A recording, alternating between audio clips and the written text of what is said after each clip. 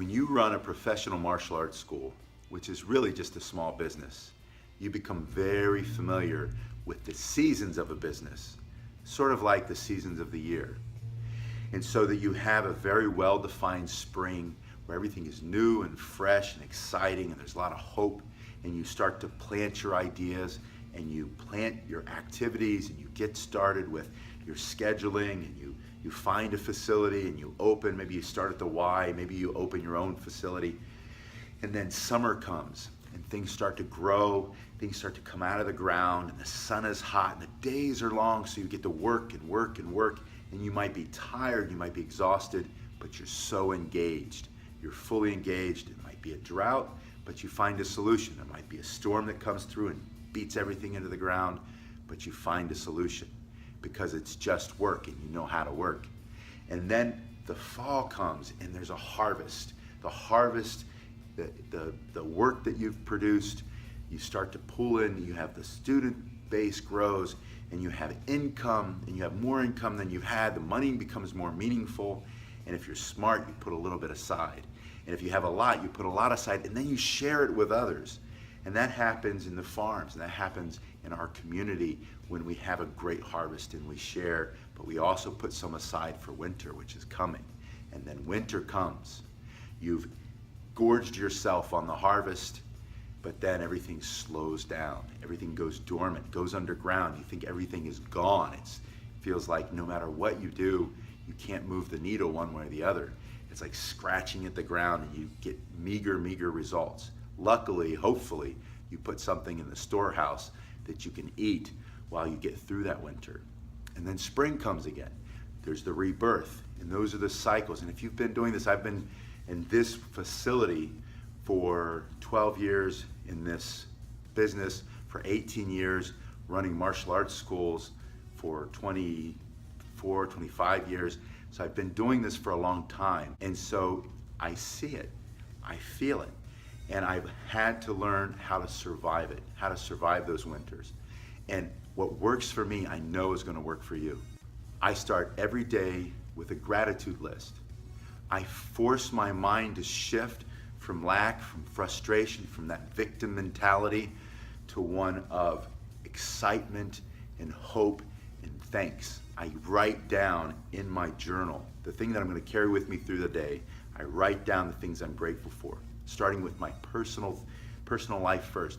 The things in my life that I'm grateful for, my family, my children, my wife, my home, my business, the things, the people that I work with, the people who work for me, the people that I get to teach and touch their lives as students, all of the great people I come in contact with, and I write down everything I can, my personal health, and you keep writing until you either exhaust yourself, or in my case, you run out of time, because I only have a little bit of time to do it, but it has to get done every day.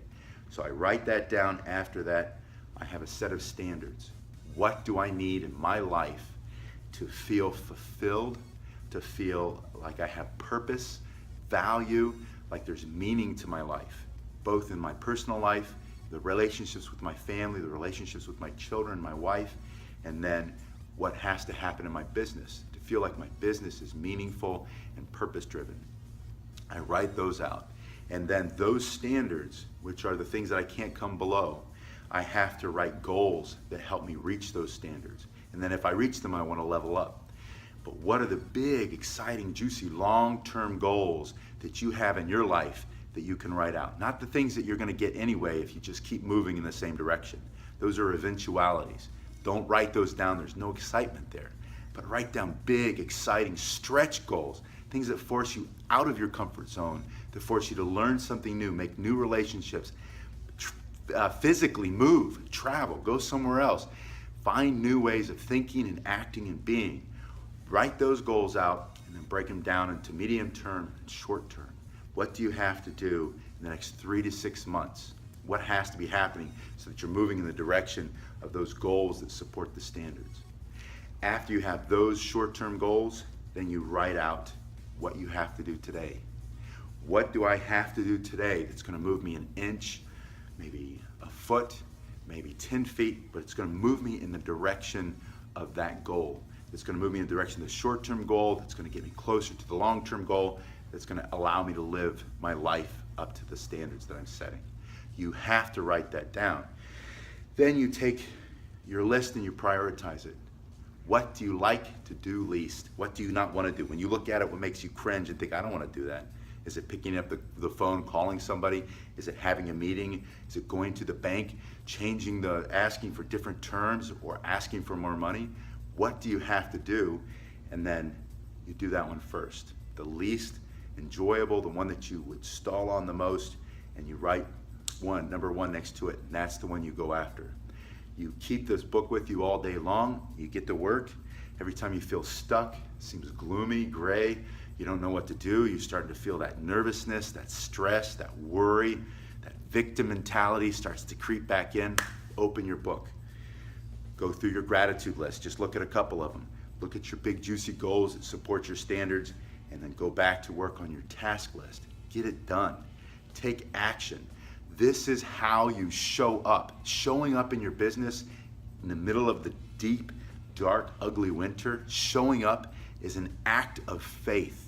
But you have to show up physically, mentally, and emotionally. And the only way to do that I found, and I know it's going to work for you, is to write out that list. Gratitude first, standards. What do you have to have a purposeful, meaningful, value-driven life? And then what are the long-term, medium, and short-term goals that move you in that direction? And then what do you have to do first, second, third? Get to work, get it done. That will change your life.